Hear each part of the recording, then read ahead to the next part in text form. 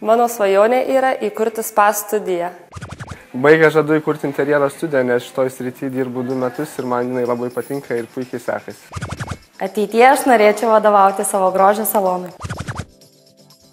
Kokioje srityje norėtum dirbti ateityje, svarbu žinoti dar prieš renkantis aukštojo mokslo studijas. Šie studentai pasirinko vienas paklausiausių šiuo metu rinkoje ir perspektyvės specialybės – verslo vadyba, buhalterinė apskaita, informacijos vadyba ir verslo ekonomika. Jie studijuoja Vilniaus kooperacijos kolegijoje.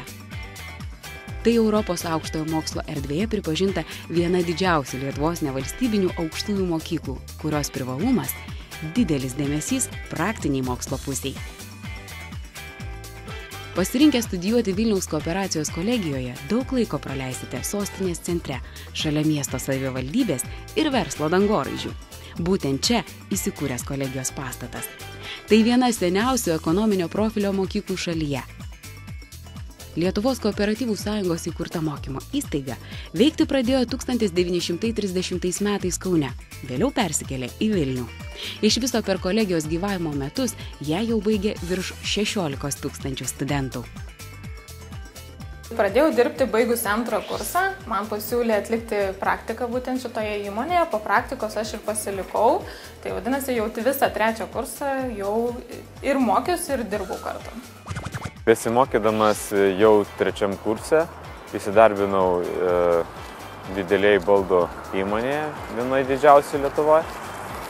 Tai buvo pati pradžia mano karjeros, o vėliau po 3 metų jau tapau vyriausiu buhalteriu. O dabar šiuo metu turiu savo įmonę ir jai vadovauju. Vienas iš Vilniaus kooperacijos kolegijos privalumų – studijos trunka tik 3 metus. Tačiau jos yra intensyvios, parengtos taikant naujus ir pažangius mokymo metodus. Studijų procesas kolegijoje yra įvertintas pagal tarptautinės kokybės vadybos sistemos standartą. Studentams žinias perduoda aukštos kvalifikacijos dėstytojai. Tarp jų yra atvykstančių iš kitų aukštųjų mokyklų, o taip pat daug praktikų, dirbančių įmonėse ir galinčių su studentais pasidalinti žiniomis iš tikros verslo kasdienybės. Mūsų kolegijos studentai didelę laiko dalį praleidžia mokydamėsi praktikos, įgydami tikrų praktinių įgūdžių. Jie vyksta į realias įmonės. Tų įmonių sąrašas yra tikrai ilgas ir didelis. Žinomos, garsios Lietuvoje įmonės ir mažesnės.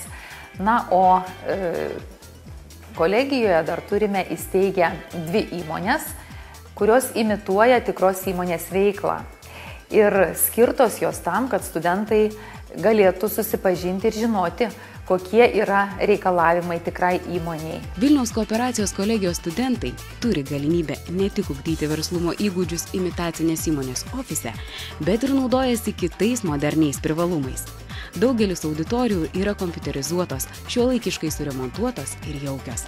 Kolegijoje rengtis paskaitoms galima modernioje skaitykloje, kurioje veikia greitaeigis interneto ryšys. Čia pat bibliotekoje gausu mokymuisi reikalingos literatūros, kuri išduodama studentams į namus. Dalis kolegijoje besimokančių studentų yra vilniečiai, dalis atvykę iš kitų miestų. Jiems nereikia sukti galvos, kur apsistoti. Jie įkuriami čia pat, šalia kolegijos stovinčiame šiuolaikiškame bendrabutyje. Jame yra valgykla ir bufetas, o taip pat veikia kompiuterinė skaitykla. Tačiau žinoma, patys studentai didžiausią gyvenimo bendrabutyje privalumą įžvelgia visai kitur. Studijuoti atvažiavau iš Utenos, čia jau gyvenu 2 metus. Šiame bendrabutyje įmanoma susirasti labai daug draugų. Taip pat nėra jame liūdna, beveik kiekvieną vakarą visi gali susirinkti vis kitame kambaryje ir bendrauti. Vilniaus kooperacijos kolegijoje iš viso šiuo metu mokosi virš 1500 studentų, tačiau ne visi Vilniuje. Dalis jų pasirinko mokytis Kaune, kuriame veikia kolegijos padalinys. Pačiame Kauno centre įsikūrusi mokymo įstaiga nei studijų kokybė, nei modernia aplinka nenusileidžia pagrindiniai kolegijos įstaigai sostinėje. Kasmet į Kauno skyrių stoja apie 200–300 studentų ir dažniausiai tai būna studentai iš Jonavos, iš Šakių, Raseinių, Kėdainių, Kaišiadorių, taip pat yra ir iš Alytaus, bet didžioji dalis žinoma būna kauniečių, Kauno apskrities studentų. Visi studentai turi galimybę apsigyventi bendrabutyje.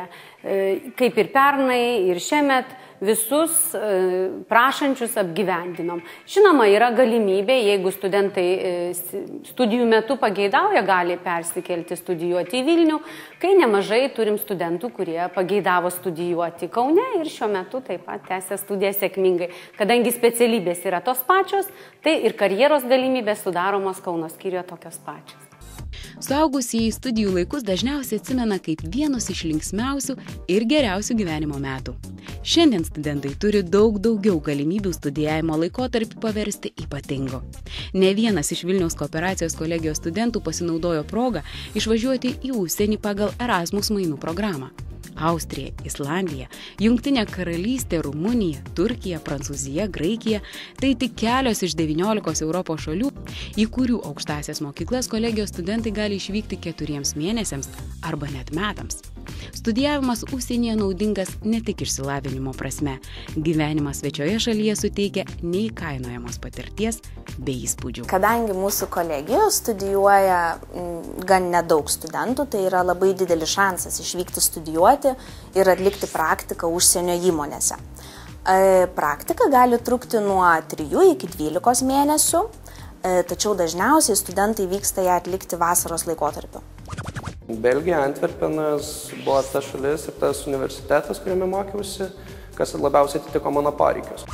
Įgijau tikrai nemažai tiek praktinių, tiek teorinių žinių, nes didžioji dalis paskaitų, kurias tam būdavo, tiesiog vykdavo realiai veikiančiose verslo įmonėse, matydavom ir analizuodavom ten vykstančius procesus ir manau, kad tai tikrai man padės ateityje karjeroje. Aš dalyvavau konkurse ir laimėjau kelionę į Portugaliją pagal Erasmus programą. Ten praleidau 5 mėnesius. Suderinau ne tik mokslus, bet ir kelionės, nes savaitgaliais atostogų metu mes su visais studentais keliaudavom, nes užtekdavo tos stipendijos, kurią gaudavom, ne tik pragyvenimo Portugalijoje, bet tuo pačiu ir keliauti. Norintiems studijuoti Vilniaus kooperacijos kolegijoje, belieka atkreipti dėmesį į dar kelis svarbius dalykus.